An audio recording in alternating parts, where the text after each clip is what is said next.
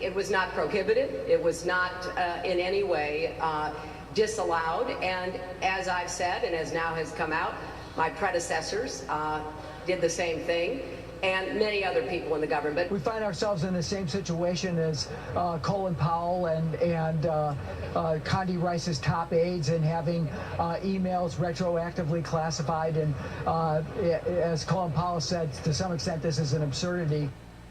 An absurdity. An absurdity, except the FBI director said everything she said in that soundbite was not true.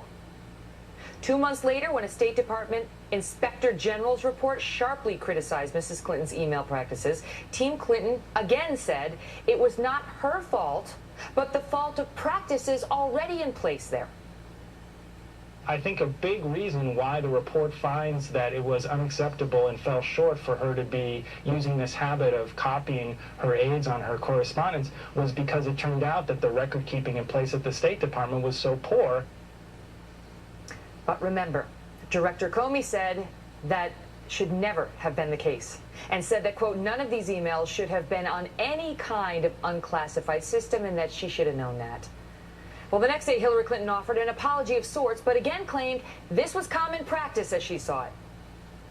This report makes clear that personal email use was the practice for other secretaries of state. And I know that because it is well known, it's pointed out in the report. But it was still a mistake. And as I've said many times, if I could go back, I would do it differently. It was still a mistake, right? It took a lot to get her to say it was a mistake. For weeks she didn't say that. Then she finally said it was a mistake.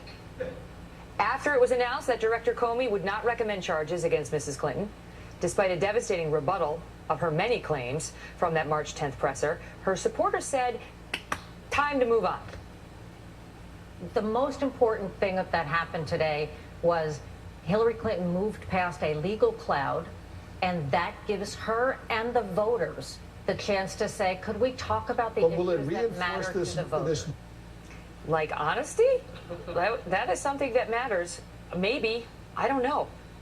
Then yesterday, when it was announced that the House GOP wanted to hold a hearing to examine Mr. Comey's findings, the campaign came full circle, again reverting back to charges of a partisan witch hunt, with national spokesman Brian Fallon tweeting, Benghazi committee probe ended with partisan thud.